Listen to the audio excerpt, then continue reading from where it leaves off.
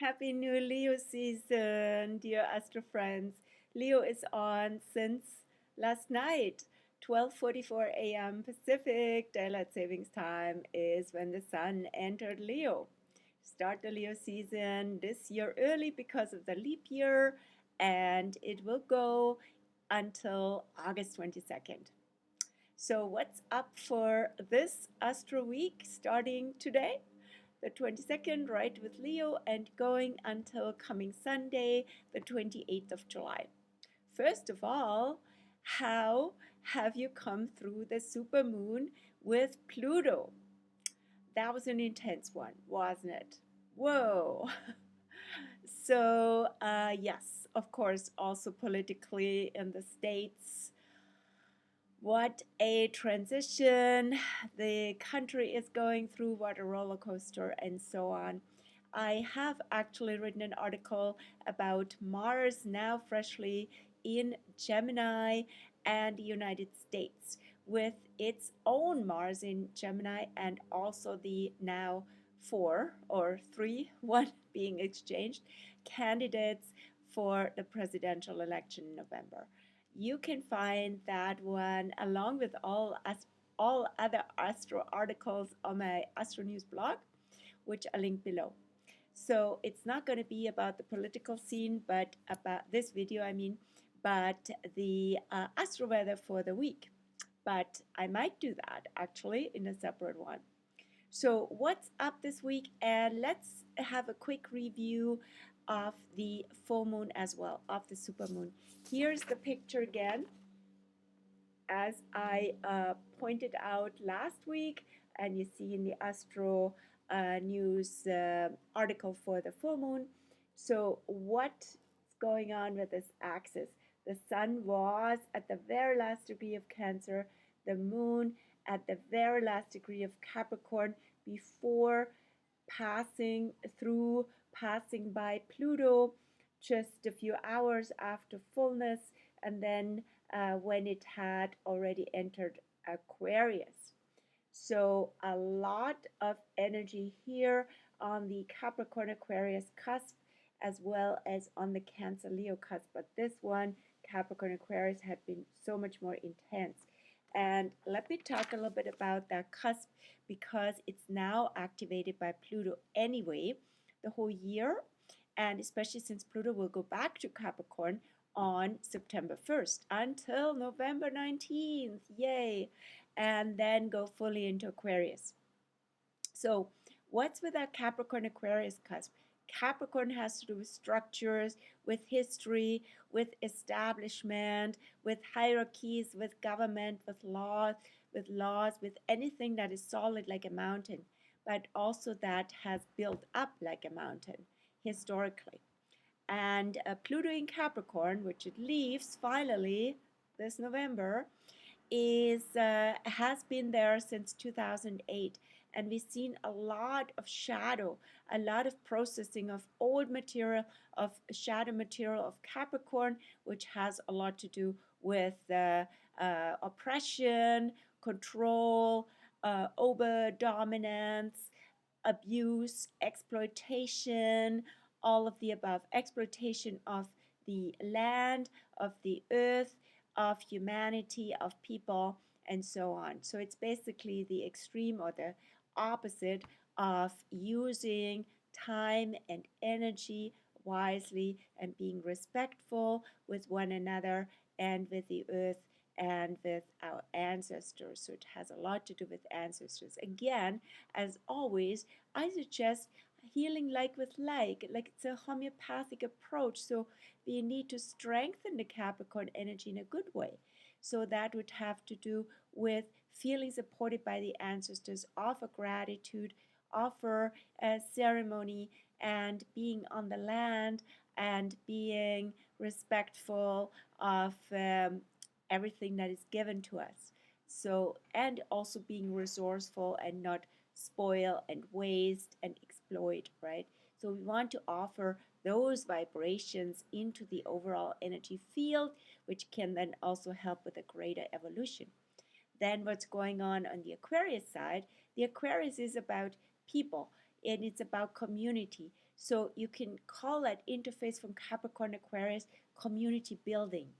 And it has to do with strengthening community, being together with people on the land, and building something together that is really based on our values and based on our skills.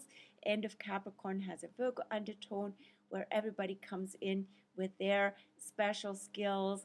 And then in Aquarius, early Aquarius with a Libra undertone, there's a good harmony, a good match, a good synergy there. And on another level, Aquarius has to do with systems as well. So especially we're thinking of technological systems, but also systems in society. And so structures lead to systems. There's the interface from Capricorn Aquarius. And so now we're seeing in the early phase of Pluto in Aquarius also precursors and early shadows of the systems that we don't want to strengthen. We don't want to have this trajectory going into it. So it's not so much about resistance, but about building alternatives and being with people where there's solid friendship, would be also Capricorn Aquarius, right? Old friends, solid, reliable, and compatible, and all of that. Now, the Pluto moon contact right there, the super moon on that cusp, had a lot to do with systems and the systems and the time they are changing. It's an interface also of from history, Capricorn, and future, Aquarius. So we've seen now literally the so-called, or I call it at this point, abdication of Joe Biden, representing very much the old system, the old empires, and he's also multiple Scorpio with lots of planets in his 12th house. So he's been very immersed and enmeshed with the system. And now at this juncture, literally on that full moon, he stepped out of the race and making room for the future. Anyway, yeah. And so that full moon was pretty intense just by the fact that it came with Pluto. And maybe once the moon passed Pluto on the 21st, yesterday, it was already easier. And then the moon now in Aquarius is also much lighter than the Capricorn moon, which by nature can be quite heavy and can feel almost like a burden or weighing us down and being almost depressive. All these energies can come up with a Capricorn full moon. But now in Aquarius, as I said, energies are shifting. And on that note, what's going on with the moon this week?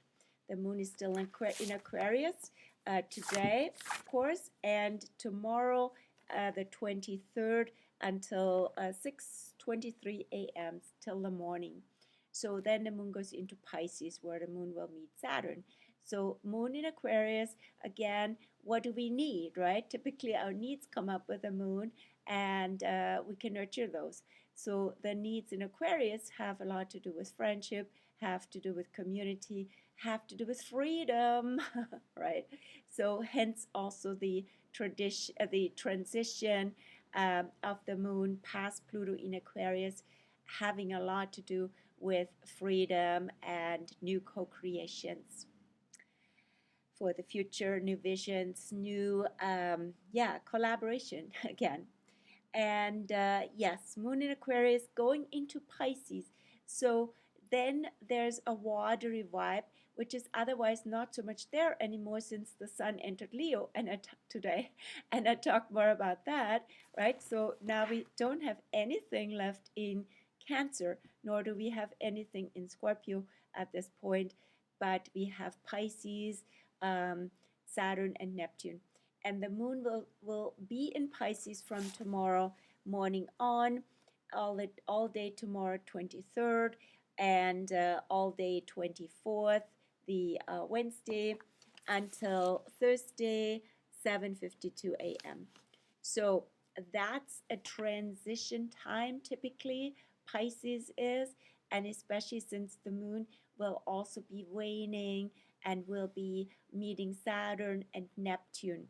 both of those, Saturn on the 24th in the afternoon and Neptune at the very end, of course, because the very end of the moon's Pisces journey, because Neptune is at very, very end of Pisces right now, but going retrograde, not going into Aries quite yet. So moon in Pisces. So here, more openness, more sensitivity. That can be also a vulnerability, that depending also on what you have in Pisces. Maybe your Chiron is in Pisces, which it is for everybody born in 1960s. And you could have also otherwise slow-moving planets, not so much in Pisces in the 20th century. Mostly was just Chiron, and then Saturn, of course, right? Jupiter and so on, but not the really slow ones. And Uranus has been in Pisces since 2003 till 2000. What was that? 8 or 9. Forgot the exact year right now. But anyway, so what's with the Pisces energy? Again, we want to be open, right? We want to be not just transparent as in Aquarius, but more like translucent and being really transcending what has been sticky. And that could even be from the Aquarius side. Aquarius is a fixed sign, it's an air sign, but what can get fixed is like the mind, ideas, and all that, right? So Pisces allows us to surrender, to let go, and to release vibes and energies that we don't need. And with Saturn, the contact with Saturn retro also to find connection, which is typically the need for Pisces, in Pisces, right? Find connection, sorry, my glasses are reflecting, from within, right? And connecting with soul, with bigger consciousness, with nature, with all that is. And being, in that regard, relaxed and connected. And yeah, and then the moon will go connect with Neptune, even the ruler of Pisces, on the 25th. And the 25th of July is every year the Mayan day out of time.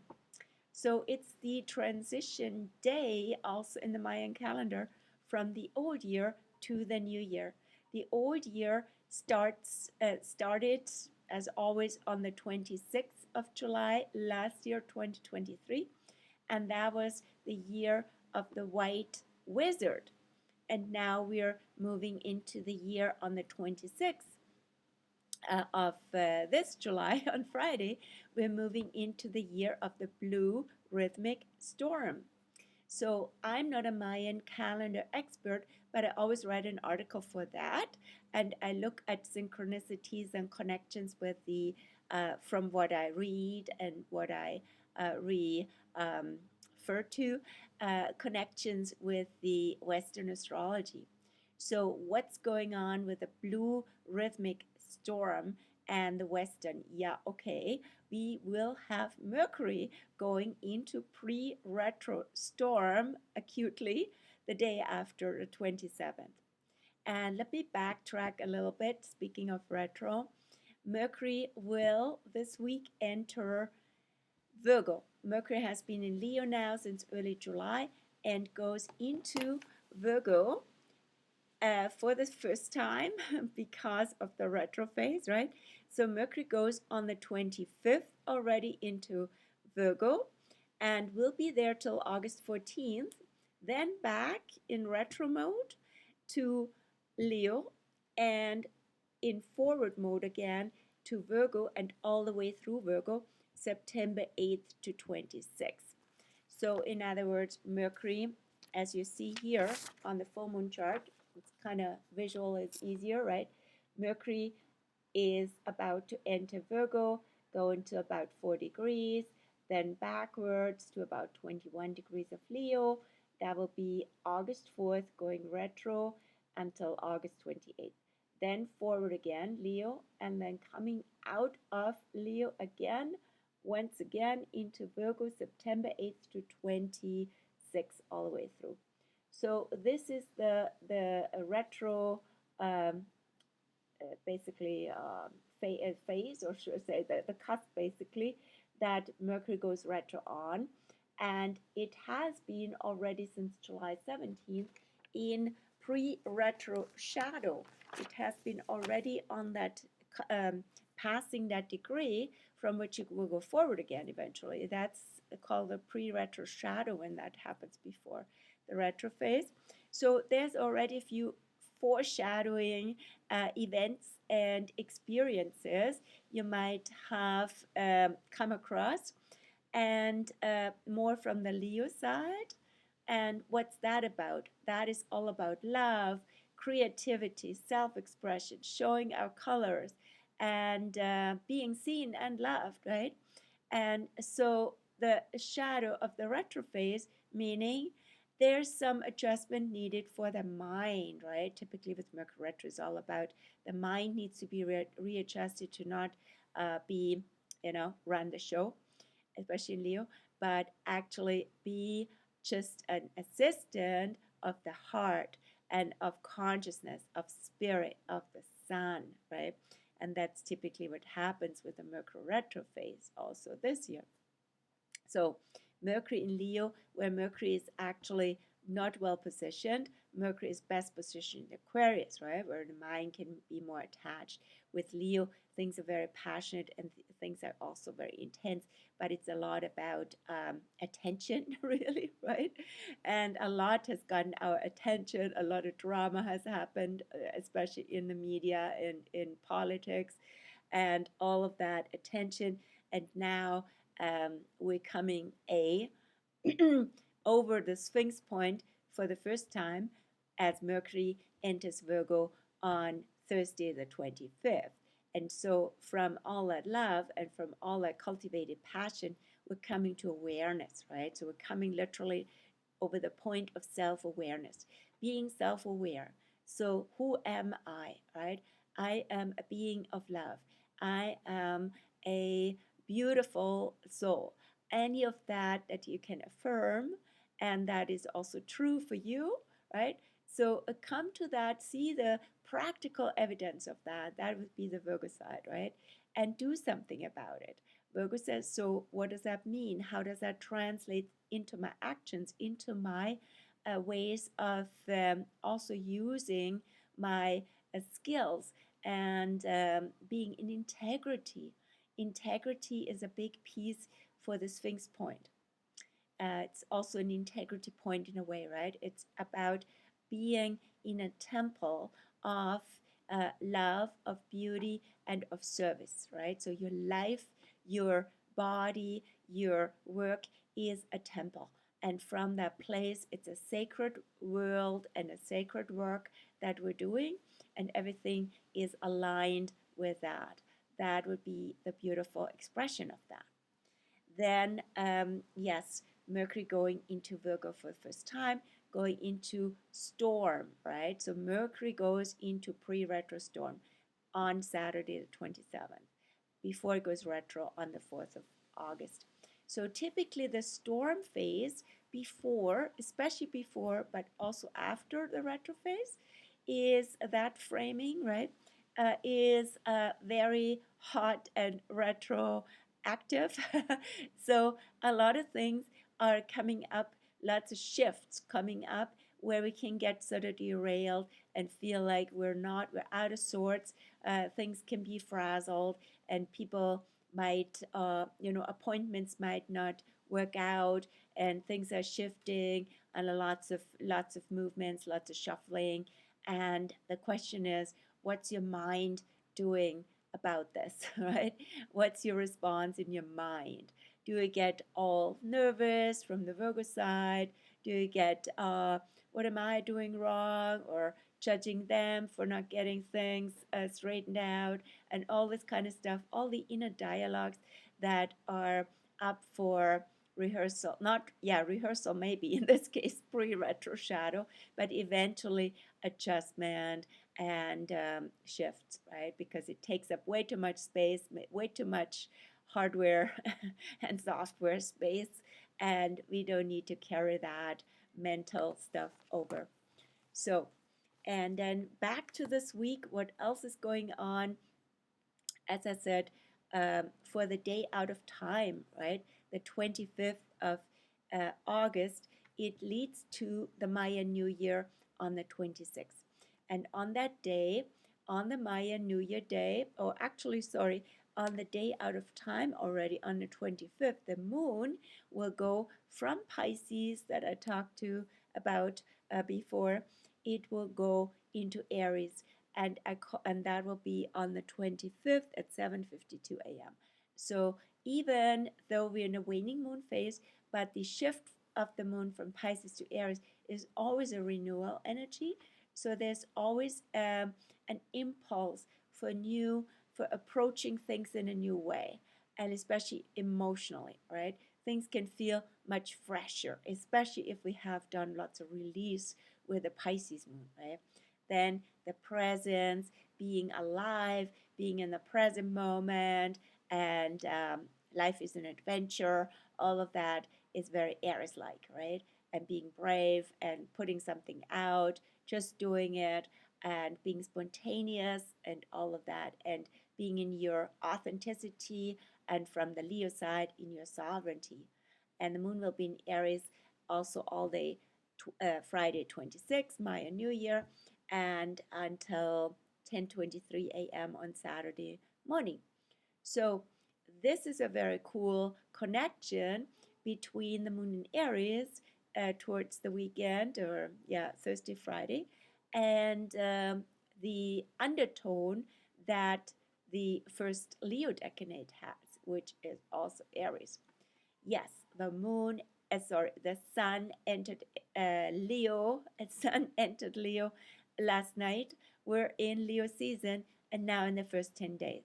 The first 10 days have an Aries undertone, so it's all about sparks of creativity, feeling very alive. Life is now, and to be really present with the summer sun and all everything that is now being created by nature, by humans, and being an expression of love and creativity. So, if your birthday is this first 10 days of Leo, of course, you would know about this, and especially if you have, and not only, right, especially with the sun, because the sun rules Leo. And yeah, so come up with new creations and show yourself, show your color, show your love. Live life lovingly is what I like to say as a mantra, as a motto for Leo, especially here, early Leo. And yes, so the first 10 degrees, they go until August 1st. This year, as I said, Leo started early, but it still goes till August 1st. And so what else is going on after the Aries moon? So combination again, right, of Leo sun with Aries undertone and moon in Aries. That's awesome. So it will be really fiery sparks of creativity, of fun, and all that. And then the moon goes into Taurus. Let me take a sip of water. Then the moon goes into Taurus on Saturday, 27th in the morning, mid-morning, 10:23 a.m. Pacific, and will be in Taurus all day, rest of Saturday, all day Sunday, and Monday until 2:28 p.m.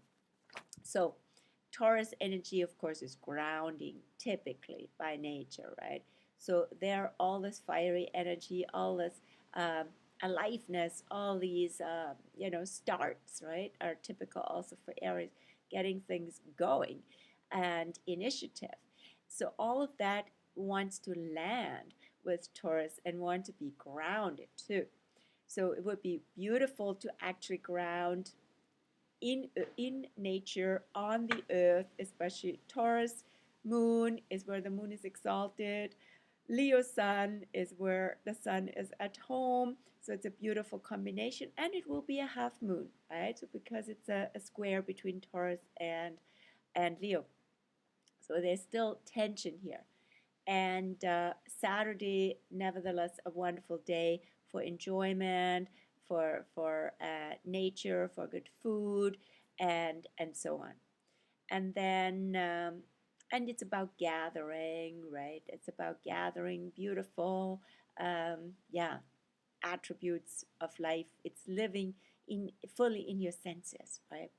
Taking it all in, all its beauty. And then on the 28th as well, Moon square Venus in Leo, still beautiful combination for being in nature, for enjoying life in summer. And then on Monday, the moon will meet Uranus because Uranus is in Taurus. And that will be in the morning, Monday morning next week, 29th at 8:47 a.m. I will close with that from the lunar side. I'm going to say a few more things otherwise. But yeah, so that moon Uranus is nevertheless an exciting energy, and it's also can be an unsettling energy, can be a liberating energy, can be a paradigm shifting energy. Expect the unexpected.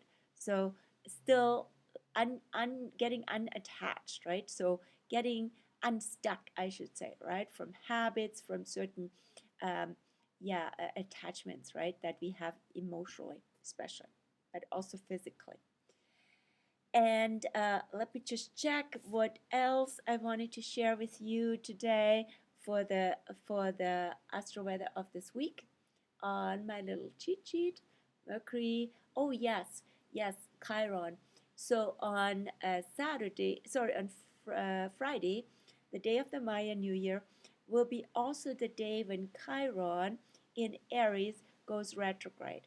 It does it once a year. It goes retro for 5 6 months, 5 months or so, and then direct again. So at this time, these years, Chiron goes typically retro in July and direct again in December. That will be this year, July 26th till December 29th, so 5 months. And what's going on when Chiron goes retro? Chiron being the archetype of the shaman, of the wounded healer, of finding our medicine often through our wounds, and it's currently in Aries. You might have your Chiron return actually if you are around age 50.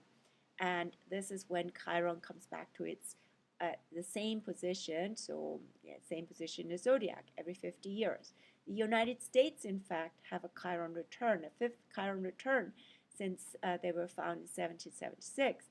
So you can see that in the country. What is Chiron in Aries all about? Aries is a warrior energy, and in this case, on Friday, as I said, the moon will be also in Aries as Chiron in Aries goes retrograde. And the moon will meet Chiron already on, nope, on Friday also. Yes, Friday evening.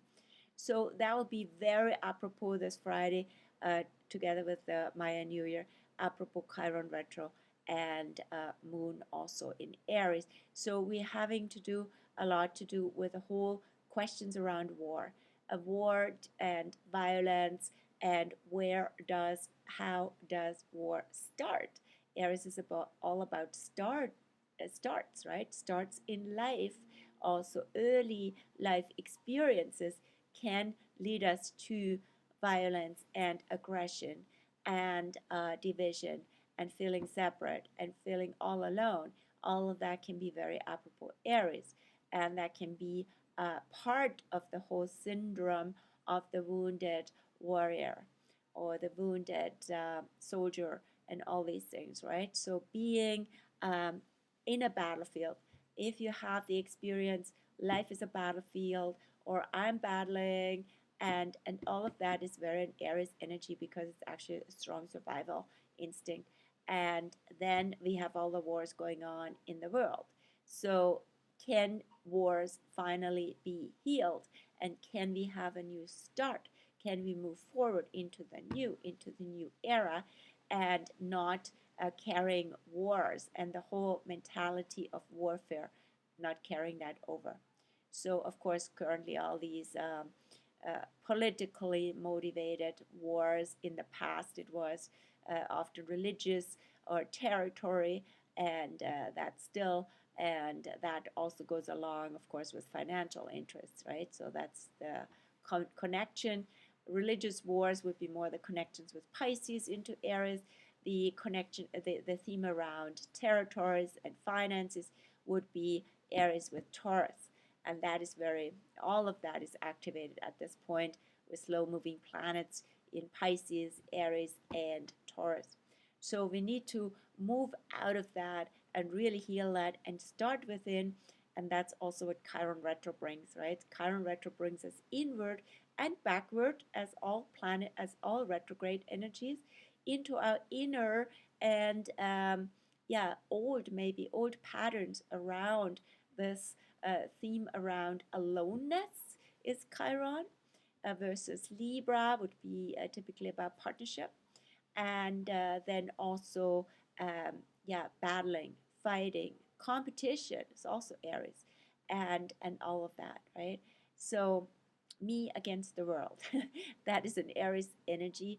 But also, what is the medicine? The medicine is authenticity, finding our authentic self within and really expressing that, so we don't have to fight for it, fight to be seen or fight to be heard, and all these things, right? So it's lots of healing opportunities as Chiron goes retrograde, and there will be a full moon in October with Chiron. Just looking at that, I just looked at it the other day. Okay, fall equinox, Aries Libra full moon. The Aries Libra full moon on the 17th of October, right? So that comes with Aries here on this side. Okay, here, right?